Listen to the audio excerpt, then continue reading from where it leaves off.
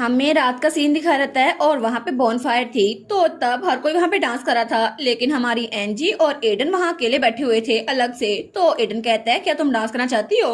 वो कहती है कि जरा गर्मी हो रही है ना, क्योंकि यहाँ पे फायर है, तो मैं पीने के लिए कुछ लेके आती हूँ। वो कहता है कि हाँ मेरी बात तो सुनो एंजी, लेकिन वो वहां से भाग गई थी। तो हमारी एडन सोचती है ओ नो, मैं तो कितना एम्बेरस्ड हो गई हूँ ना, आखिर मुझे वो करने की जरूरत ही क्या थी। और मैं तो उसे थैंक यू बोलना चाहती थी, लेकिन पता नहीं कैसे मैंने दोबारा से वो कर दिया। और शायद मुझे इस तरह एक्सप्रेस नहीं करना चाहिए था, और वो तो बहुत ज्यादा एम्बेरस हुई थी। वो सोचती है वैसे भी ये मेरी एडन की फीलिंग के लिए कुछ भी नहीं है, लेकिन फिर भी मुझे ऐसा नहीं करना चाहिए था। मैं फिर से जज्बात में बह गई थी। तो वो कहती है ठीक है, वैसे भी मैं अपने फादर के अलावा कभी किसी के साथ नहीं रही, तो शायद मेरा लव उसके लिए रेसिप्रोकेट करना मुझे आता ही नहीं है। और वो सोचती है मुझे तो बहुत ज्यादा डर लगता है कि वो भी मेरे फादर की तरह ना निकले। लेकिन जब वो ड्रिंक्स लेकर वापस आई थी तो वहां पे वो बेंच खाली था। वो कहती है एडन कहाँ पर गया? वो तो अभी यहीं पे बैठा था ना, मैंने उसे कहा था इंतजार करे, लेकिन शायद वो इधर उधर होगा। तो तभी वो सोचती है ओह नो, कहीं उसे दोबारा से पैनिक अटैक तो नहीं आ गया जब मैं दूर थी। मैं कितना बेवकूफ हूं ना, इतने सारे लोग हैं और मैंने उसको वैसे ही अकेला छोड़ दिया, हालांकि वो अभी सही तरह से रिकवर नहीं हुआ। तो तब वो कहती है एक्सक्यूज मी, क्या किसी ने मेरे हस्बैंड एडन फिट्जरॉय को देखा है? और वो बहुत ज्यादा टाल है और सिल्वर बाल है उसके। तो तब दूसरा कहता है अच्छा वो, ऐसा लगता है कि वो बहुत ज्यादा ड्रंक था इसलिए वो पिछली गली में गया है। वो कहती है थैंक यू। और वो सोचती है ओ नो, वो ड्रंक तो नहीं था, लेकिन लगता है उसको पैनिक अटैक आ रहा है। तो तब एडन वहां पिछली गली में बैठा हुआ था और वो बहुत ज्यादा डरा हुआ था। तो वो कहता है एंजी, तो हमारी एंजी उसके पास आती है। वो कहती है मैं यहाँ पर हूँ, तुम्हें डरने की जरूरत नहीं है, और उसे गले लगा लेती है। तो तब वो थोड़ा काम डाउन हो रहा था और तभी उसकी आंखें बंद होती हैं। तो तब वो कहता है मैं बिल्कुल ठीक हूँ। वो कहती है नहीं नहीं, तुम बिल्कुल भी ठीक नहीं हो। और वो उसे कमरे में ले आई थी। वो कहती है तुम्हें यहाँ पे लेटना चाहिए, आज रात हम यहीं पे रहेंगे, ठीक है? जब तक तुम ठीक नहीं रहते ना, हमें बाहर नहीं जाना चाहिए।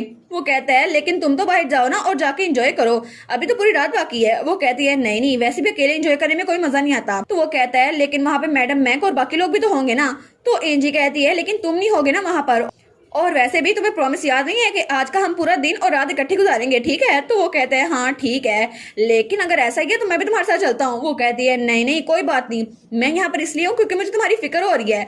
तो तभी एडन वो कुछ नहीं बोलता। तो वो कहती है क्या तुम रो रहे हो? वो कहता है नहीं नहीं, मैं क्यों रोऊंगा। वो कहती है लेकिन तुम्हारी आंखें तो रेड है ना। वो कहता है क्योंकि मेरी आइज का कलर यही है। वो कहती है नहीं नहीं, मेरा ये मतलब नहीं था, मुझे लगा शायद तुम अपसेट हो गए होंगे क्योंकि हमें डांस करने का मौका नहीं मिला। तो वो कहता है हाँ शायद मुझे भी लगता है। तो वो कहती है ठीक है, तो हम लोग अभी डांस कर लेते हैं ना। और वह उसकी तरफ हाथ बढ़ाती है। तो वो कहता है क्या यहाँ पे डांस करना है? तो तब उसका हाथ आराम से पकड़ लेता है। तो एंजी कहती है बाय द वे, क्या तुम्हें डांस करना आता है? वो कहता है हाँ हाँ थोड़ा बहुत तो आता ही है। और तब वो लोग डांस शुरू करते हैं और हमारी एंजी तो बहुत ज्यादा खुश थी। वो कहती है तुम तो इसमें बहुत ज्यादा अच्छे हो। वो कहता है मैंने तुम्हें कहा था ना, तुम इस ड्रेस में बहुत ज्यादा प्यारी लगती हो। वो कहती है ना, हर ड्रेस मुझ पे अच्छी लगती है। वो कहते हैं नहीं ये ड्रेस तो अच्छी है, लेकिन जब तुम इसको पहनती है ना तो ये ज्यादा अच्छी लगती है। तो हमारी एंजी कहती है क्या सच में?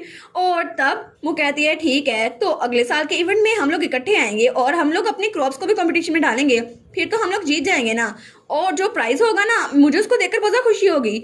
और तब उससे कहती है थैंक यू सो मच हर चीज के लिए, और मैं पहले बहुत ज्यादा रूड थी और तुमने मेरी बहुत ज्यादा हेल्प की फार्म में, इसलिए मैं तुमसे उसके लिए माफी मांगती हूँ। वो कहता है नहीं नहीं, मुझे थोड़ा अच्छा करना चाहिए था और मुझे थोड़ा मैच्योर होना चाहिए था, मैं तुम्हारे इर्द गिर्द कुछ ज्यादा नेगेटिव था और आई बेट कि तुम बहुत ज्यादा हर्ट हुई होगी, आई एम सॉरी। वो कहती है नहीं नहीं, सॉरी करने की क्या जरूरत है, माफी मांगने से क्या होगा, और थैंक यू सो मच, मुझे माफी मांगनी चाहिए। वो कहता है नहीं नहीं, मैं तुम्हारे साथ अच्छा रहता तो ये सब कुछ ना होता, लेकिन अब तो मुझे बहुत ज्यादा पछतावा हो रहा है कि मैंने तुम्हें वेडिंग डे पे रिंग भी नहीं दी थी। और तब वो अपनी पॉकेट से रिंग निकालता और कहता है हालांकि मैं जानता हूँ ये बहुत ज्यादा लेट है, लेकिन फिर भी मैं तुम्हारे लिए कुछ प्रिपेयर किया है।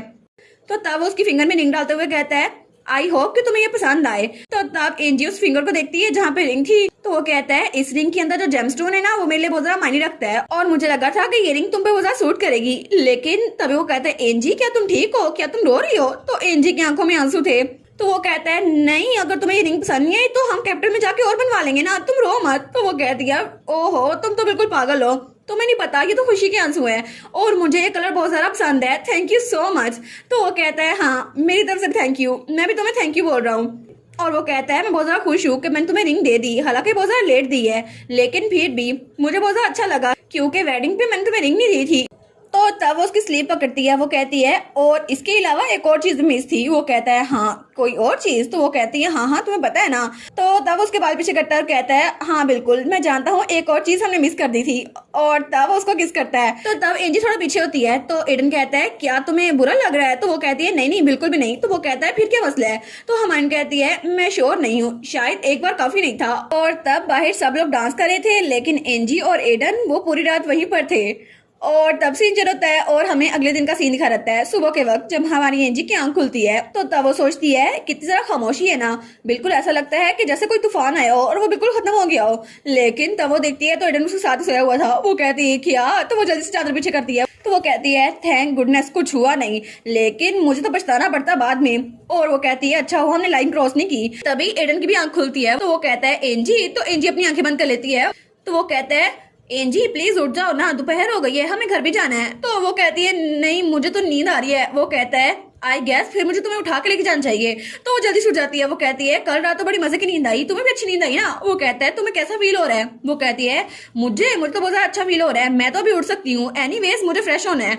और तब वो लोग बाहर आ गए थे। तो वो कहता है लेकिन वहां जाने से पहले तुम्हें कुछ खाना नहीं है? और वहां पे फर्स्ट फ्लोर में एक रेस्टोरेंट है। वो कहती है नहीं नहीं कल रात मैंने बहुत कुछ खा लिया था, मुझे सीधा घर जाना है। और वो सोचती है अगर मैं थोड़ी देर और यहाँ पर रही ना तो एम्बेरसमेंट के मारे मर जाऊंगी। लेकिन वो तो बहुत तेज से आगे बढ़ रही थी। तो एडन सोचता है लगता है कि अभी तक बहुत ज्यादा थकी हुई है और शायद ये अनफेमिलियर जगह है ना इसलिए। तब वो सोचता है लगता है हम लोग एक दूसरे के जरा करीब आ गए हैं और ऐसा लगता है ये तो बिल्कुल एक ख्वाब है ना। और मैंने हिम्मत जमा करके उसको रिंग दे दी, मुझे बहुत ज्यादा अच्छा लगा और मैंने उसको रिंग दे दी, उसको अपनी फीलिंग्स के बारे में बताया। लेकिन तभी एडन वो सीढ़ियों से नीचे गिरने लगता है। तो हमारी एंजी कहती है एडन तुम ठीक तो हो ना? मैं ज्यादा जल्दी चल रही थी। वो कहता है नहीं नहीं मैं डिस्ट्रैक्ट हो गया था और कुछ नहीं है। लेकिन तभी हमारा एडन सोचता है ओ नो मैंने अभी तक उससे अपनी फीलिंग कन्फेस नहीं की, मैंने तो उसको कुछ भी नहीं कहा रिंग देने के बाद, मैंने सिर्फ उससे माफी मांगी और उसे थैंक यू बोला, उसके अलावा तो कुछ भी नहीं।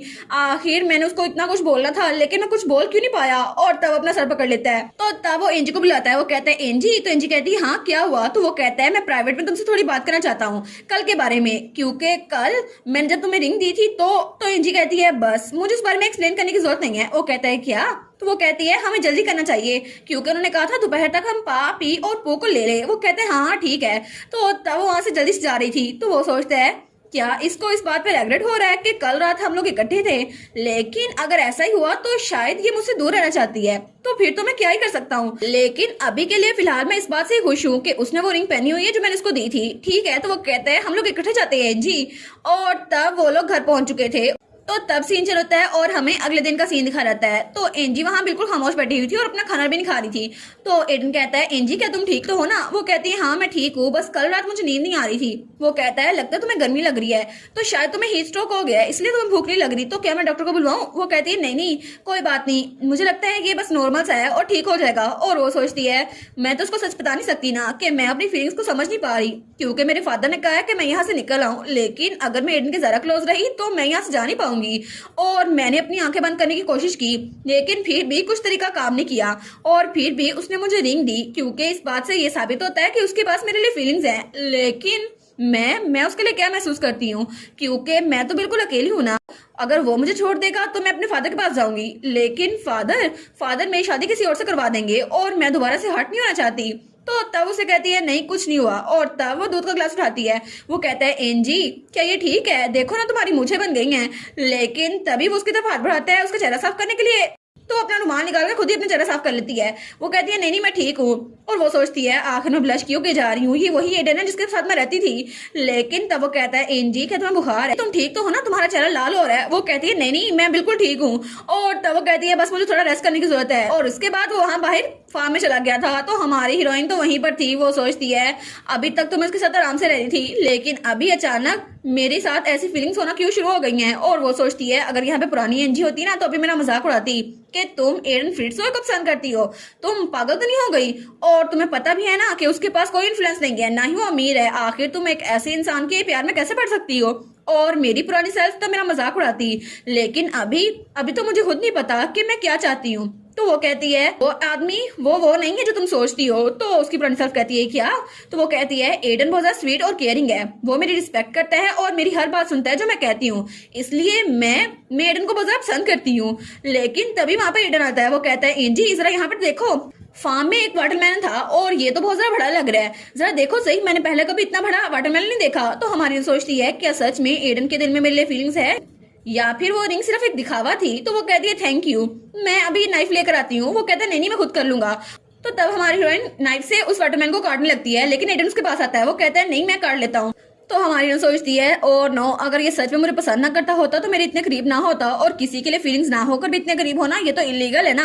वो कहता है ठीक है तुम चाकू चलाओ और मैं इसको पकड़ लेता हूँ, ठीक है। तो वो उसको चाकू चलाती है। तो दोनों बड़े खुश थे कि वाटरमेलन बड़ा अच्छा निकलेगा, लेकिन जब उसको देखती है तो वो तो थोड़ा सा लाल था और बाकी सारा ग्रीन। तो वो दोनों कहते हैं क्या, वो दोनों कहते हैं ये क्या होगा। तो हमारी हीरोइन की तो हंसी निकल रही थी। तो एडन थोड़ा शर्मिंदा हो गया था।